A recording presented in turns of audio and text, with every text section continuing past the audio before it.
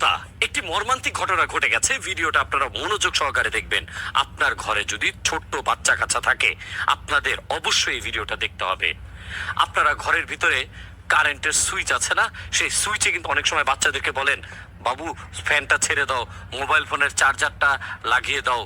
দর্শক, জয়পুরহাটে 5 বিবিতে একটি মর্মান্তিক ঘটনা ঘটে গেছে, যা আপনাদেরকে বললে আপনাদের গায়ের লোম দাঁড়িয়ে যাবে। মাত্র 10 বছরের মেয়ে জেরিন, তিনি মোবাইল ফোনে মোবাইল চার্জ দিতে গিয়েছিল একটি কারেন্টের সুইচে। সেই সুইচে যখন চার্জ দিতে যায়, তখনই সে বিদ্যুৎ তাড়িত হয়ে বিদ্যুতের শক খেয়ে সে সেখানে মৃত্যুবরণ করে। তাকে হাসপাতালে নেওয়া হলে কর্তব্যরত চিকিৎসক তাকে বলে যে দুনিয়া থেকে সে বিদায় নিয়েছে। দর্শক, এরকম ছোট ছোট অনেক বাচ্চারা থাকে যাদেরকে আমরা বলি, বাবা একটু মোবাইলটা নিয়ে আসো, তারপরে একটু ফ্যানটা একটু ছেড়ে দাও। এটা করা যাবে না, কখনোই এটা করা যাবে না। মনে রাখবেন, সাবধানের মাইন নাই।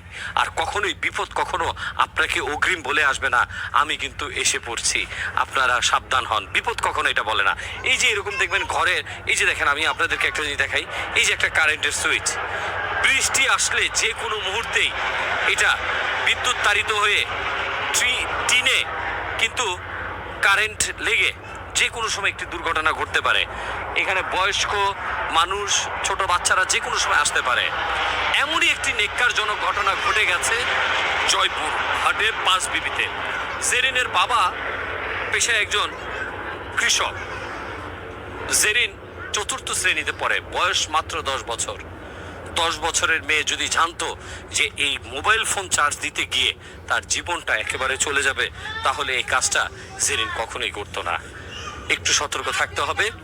আমরাও যখন এই বর্ষার সময় বা এই বন্যার সময় অনেক সময় হাঁটু পানিতে নামি বা পানিতে যাই, একটি বিদ্যুতের লাইন যদি পানিতে পড়ে থাকে, তার আশেপাশে সবগুলোই কিন্তু বিদ্যুৎ তাড়িত হবে। দর্শক, মনে রাখবেন, সাবধানের মাইন নাই। সবাই একটু সতর্ক থাকবেন।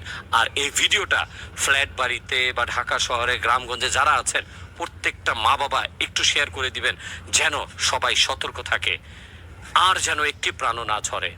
দর্শক, মনে রাখবেন, যার যায় সেই বুঝে কি জ্বালা।